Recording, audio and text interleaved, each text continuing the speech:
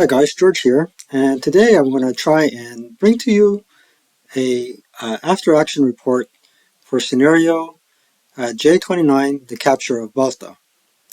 And look at the irony. It takes place in Ukraine on 3rd of August 1941, and the German army has already begun Operation Barbarossa, and they are fast advancing on the southern flank, I suppose, or Army Group Center, towards their objective. In this scenario, I played the Germans, and Mark Dennehy played the Russians. I've played this scenario several times because it's very well balanced. I've already done an after-action report at the Cross of Iron level because I believe the first time I've played this scenario, it's designed by Jim Staller. I played it against Pete Pollard, and boy, did he teach me a lesson. So let's take a look at the victory objectives first. The Axis win at the game end if there are no unbroken Russian multi-man counters on or adjacent to hexes 3Y1, 3Y2, 3Y3, 3Q1, and 3Q2, and 3Q3. So basically two bridgeheads at the southern end of the map. What the Russian player has in their OB is an interesting array of weapons. A 57 LL anti-tank gun, which can wreak havoc on the Stug. That is the only tank on the in the German OB. A heavy machine gun that has a rate of 3, which is pretty good. A medium, a couple of lights, a radio, which Mark, for some miracle or another, used it very effectively. I believe these are T-26s, M37s. Could be wrong. They could be M28s. There goes my eyesight. I use a magnifying glass. And I should know this off by heart. There's 10 squads in foxholes. On the German side, there is 4 engineers that start off the bat, 8 4.67s, a good array of leaders, LMGs for practically everybody, 2 flamethrowers, 4 demolition charges, and a 75 Stug 3. I believe it's G. Anyway, the reinforcements for the German player come along the north edge of board number 4 on turn 3. And believe it or not, the Russian player starts first, but the only action that can take part on turn number 1 is tank versus tank only. The terrain of each of the boards have been modified as well. There's a good module of 100 millimeters off-board artillery for the Russian if you can successfully put it down.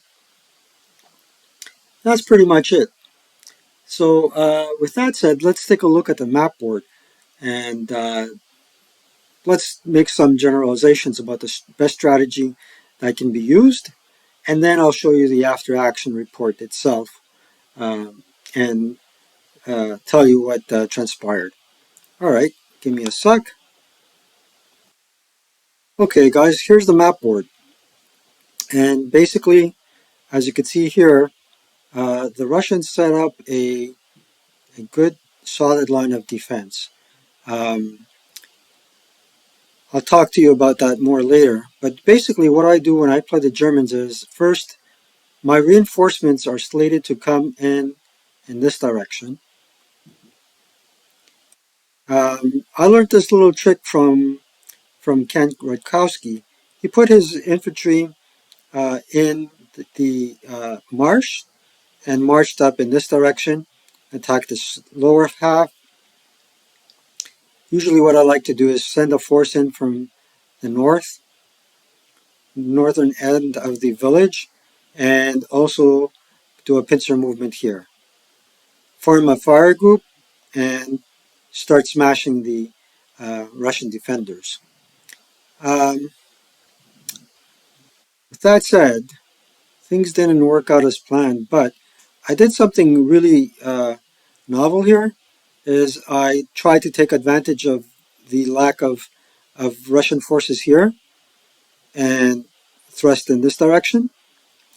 Mark, on the other hand, this tactic is pretty novel in itself. Is It's because instead of trying to fend off the German reinforcements, he set up along this line here, and then transferred all of those forces into the village as basic reinforcements to stave off the attack and refortify the village with manpower. So let's zoom in on the map board and see how everything transpired. Hold on one sec while I turn off the green screen here, or the painting utility. So here's the situation at the end of turn 1A. Um, Very limited, well, very limited. Essentially what happened here was the tanks started and they are attempting to flank the German position. Remember, at the end of Russian turn 1, the only thing that could evolve are tank-to-tank battles. Okay, let's go on to the end of German turn 2. End of German turn 2, German turn 1, sorry. End of German turn 1. Uh, this Stug uh, threw smoke at this position here, fearing that um, there would be a heavy machine gun posted there. Staller and the 838s advanced from the marsh all the way up to here, which is pretty good. Uh, the the Russian tanks stood there and guarding this corridor from from the Romanians advancing. The Romanians set up a fire group here to start uh, uh, firing at the Russian flank here, and the remaining of the Romanians uh, started running to make it to the German line and help the Germans reinforce. So that's how the cookie crumbled here. Um, but as you can see, uh, despite the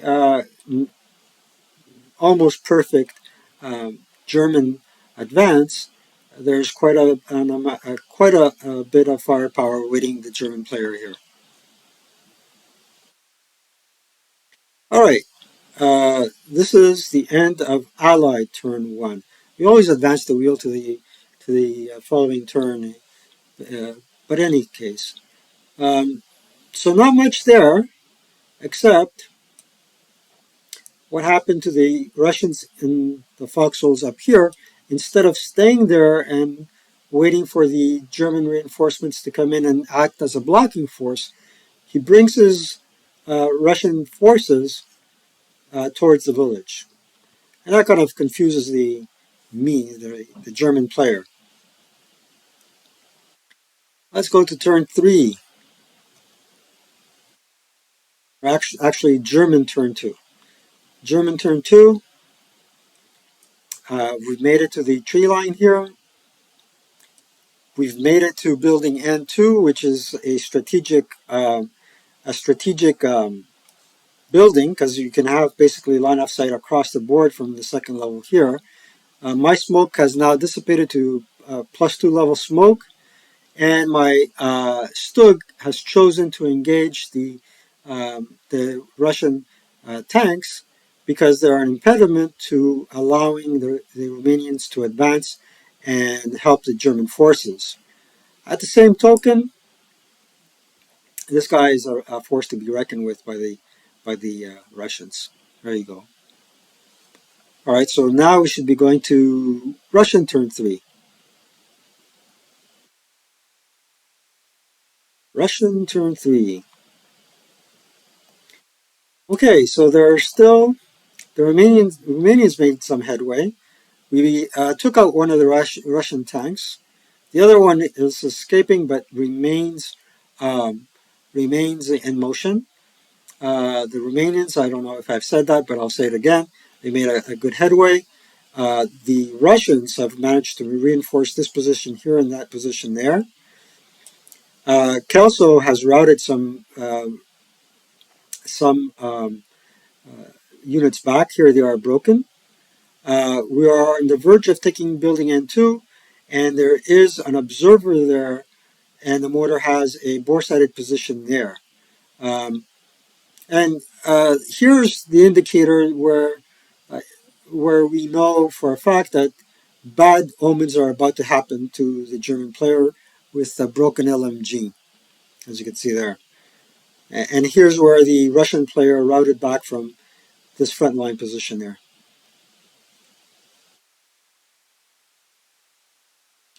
Ally turn 4. Ally turn 4. Might be mistaken, it might be Ally turn 3. But in any case, um, the German reinforcements, for the first time in the several times that I've played this scenario, come on board completely unimpeded.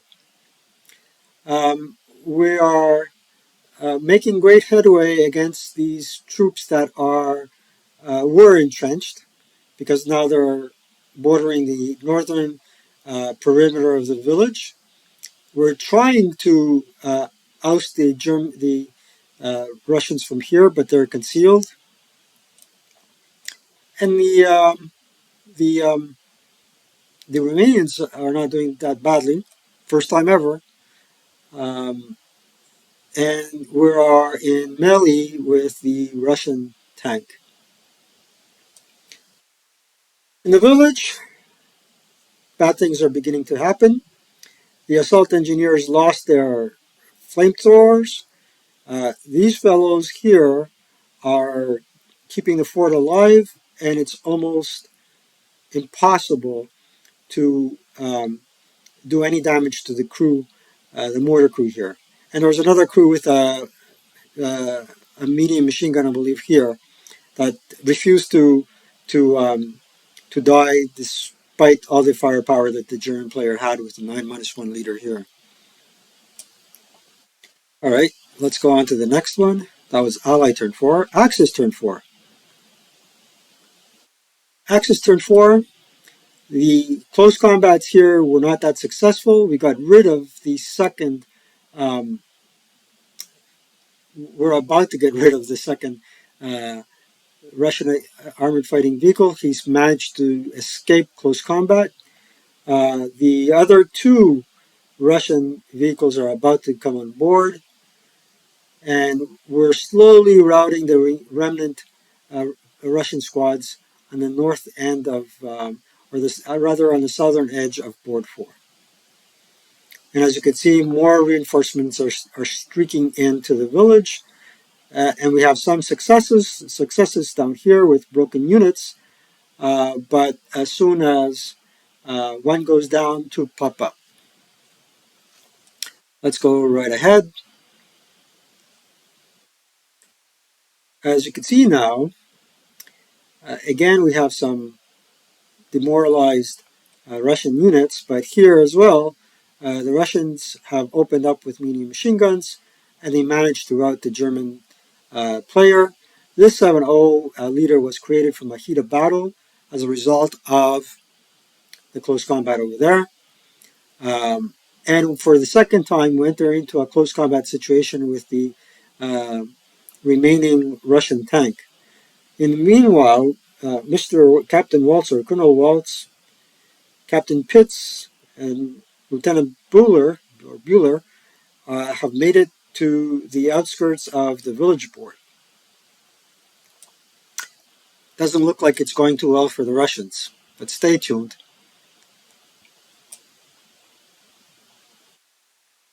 This is Axis turn 5, and as you can see, um, the Russian tanks reinforcements have arrived. They came down this road here and are pointing in that direction, wreaking havoc or attempting to wreak havoc on the German player. The German player is coming down in two directions, trying to um, make this fellow, the Russian player, divide his firepower into three. On the northern end of the village, we've managed to rout all the Russian players. We turned the second Russian tank into a blaze, and the Romanians, for the first time I've ever played this game, have a free ride to the village hex. But over here, the Kelso's attack really puttered out, and that Russian crew with the mortar is holding up strong, and believe it or not, is fighting back against um, the German player with either inherent firepower or whatnot, and decimating the 838s of all things. Practically unbelievable. Ally turn 6. Ally turn 6, well, guess what? This is where the HMG resides. Normally, players put it in N2 so they can stave off the German attack from the get-go. The HMG is in a woods hex, and he is now opening up, surprise, surprise, and holding off the otherwise successful advance. Waltz is moving up slowly and prudently. Bueller and the other 8-1 leader dashed across the woods, and they're fast approaching the position. So one group is going to go down this way, and the other group is going to dash across this way and come and attack the other flank. So these are the victory objectives. Victory objective number 1, the first bridge, and all the hexes surrounding it. That's a bridgehead, and this supposedly also is a bridgehead. And to win as the German player, you cannot have any multi-man counter close to here. Right.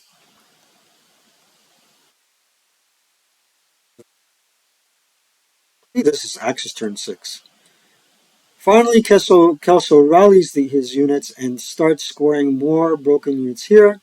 We finally defeated the crew in close combat, but based on the close combat, the unsuccessful close combat that took place here, we're hesitant to enter close combat with another concealed unit down there. And we're trying to hold on to the building there. So this is where, at which point, I, as a German player, started incurring a tremendous amount of bad luck with my engineers decimated, most of my key support weapons broken with boxcars. However, what was helpful was that Waltz was advancing, the other troops were advancing, despite some casualties here, despite some broken units here and there, and the Russian players left with one functioning tank with a functioning main armament. Okay, moving rather along,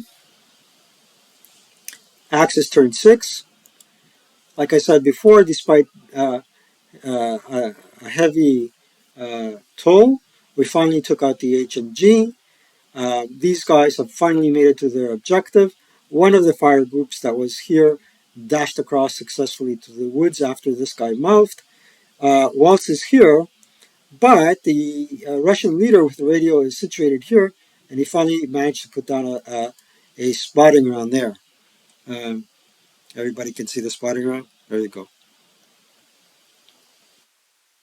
And Kelso has rallied everybody, but albeit without any LMGs. All right. And the Romanians have joined the fray. So although the situation for the Germans looks despondent, it's not far from total despair. So here, this is the end of Allied turn 7. He's jostling around his squads and making sure that he has a wall against the advancing German players. Finally, due to heat of battle, we also got a hero, which will help. and another hero here. So there's two heroes as of turn 7 on the German side that will help. And however, the reason why you don't see Waltz here is eventually the sniper will get him. And Staller finally took out all the Russians in this area here around the second level building, and he's trying to exert some firepower against these units, but they're pretty much entrenched in here in terms of being stuck and stubborn, not leaving. And Lutz here, the hero, Corporal Lutz, he has his hands full with trying to take out this stack, which is concealed, and the MMG that's up there.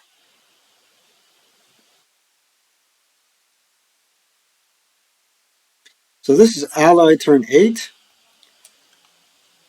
You see that Lutz was, in fact, very successful, and so was the Stug, because the Stug came and blew everybody up there. The Germans formed a nice fire group here, but the key part here is in this hex here in U6, you have an 838 ready to attack the remaining Russian tank. And here's where the leader gets it, the 9-2, Waltz. But Fleming and I believe a German half squad carrying a demo charge has made it to here. Bueller has rallied the troops that were otherwise routed to there. But here on the northern flank, we continue to score some casualties due to the effective Russian firepower. Okay, end of Axis turn 8. We have a lot of broken squads here. Radiscu, this Romanian fellow, he's exerting firepower on here. He is about to jump this guy into combat. His CMG has now mouthed. But so what we have here is two tanks, one with a functioning main armament but no CMG, and the other one has no functioning main armament but a functioning CMG. The situation here remains status quo, and guess who mouthed his main armament? The Stog. And it's now, I believe, Axis turn 8. I could be wrong. Let's see. Yep, it was Axis turn 8. Ally turn 9. Look. Look what happened here. The hero and the squad managed to approach the 447. Bueller has rallied everybody here. He is no longer under desperation morale. There's a bunch of broken squads here. And by some miracle, there's more broken squads here. It wasn't a miracle. It's basically Russian reinforcements taking possession of the medium machine gun and getting a lucky shot on the Germans. The 9-2 leader, though, he has expelled the Russian unit in P2, dashed across the street, and taken this building, the stone building here. But as we shall see, the Russian units will contest this building here. So have we given up? Not yet.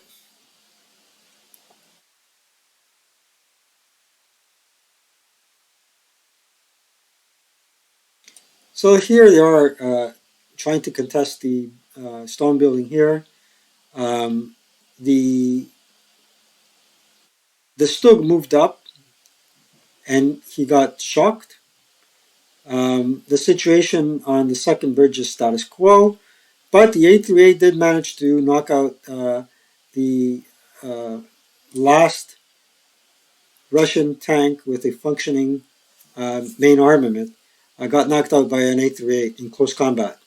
And again, as luck would have it, with very minimal firepower, the Germans in this sector here are broken once again. Mueller's back up and running, so he can help, but it's getting to be a little bit of too little too late.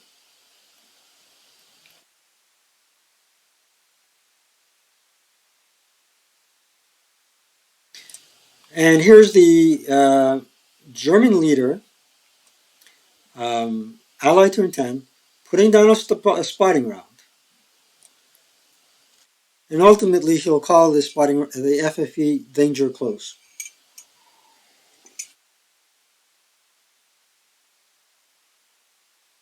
The hero here and a rallied 8 through 8 have formed a formidable fire group and are about to take out this fellow here. These fellows, despite one squad being broken, are still pack a good punch. And although this building here is being contested, again, the fight is far from over.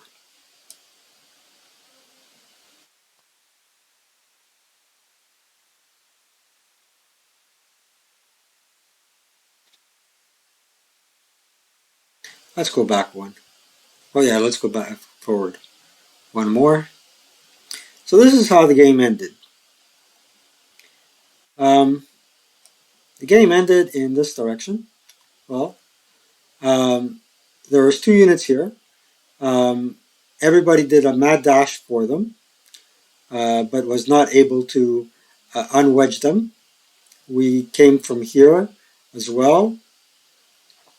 So there were two Russian units here. Um, the FFE landed on itself and did a number on the Russians, but still there were two squads remaining here and two squads remaining there, uh, where the German player could not have done much to dislodge him from there and win the game.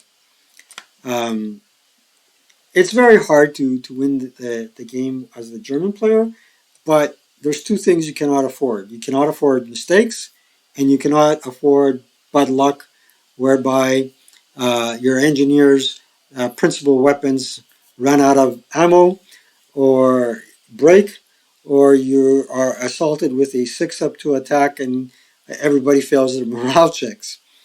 Um, Mark did a very excellent job, especially about thinking about how to best utilize the forces that are up in the on the on I don't know what you call this. This is not a village board. It's the open ground board, is what I call it, board 4. He did a very innovative idea about keeping his troops as close to the village as possible and just sending them headlong to the village to act as reinforcements, because as the Germans broke Russian squads, he had replacements. So he would route back his broken squads, put new squads up forward, reacquire the fallen weapons, for example, the medium machine gun, reacquired in the rally phase, and act as a roadblock. In addition, he used skulking to his advantage, especially down here, where he literally blocked the road.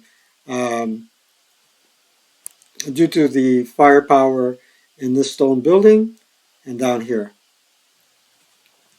And unfortunately, the 838s here, they're advanced there, fell apart the moment they got to this building and could not dislodge these two units there for at least 3 turns. So that's my after action report. I don't consider it an after calamity report, but it's good just the same. And I've gained a big appreciation about this scenario, the capture of Balta, because it seems to be very well balanced. There's a different outcome every time you play it, and it's very interesting because it gives you a dash of hope that you could win as the German player, but then victory may elude you. So I highly recommend playing this game at least once in your life, if not more. And I hope you enjoyed the video. Once again, I'd like to really thank everybody that's supporting this channel and watching my videos. You're the greatest, guys. Keep up the good work. Take care.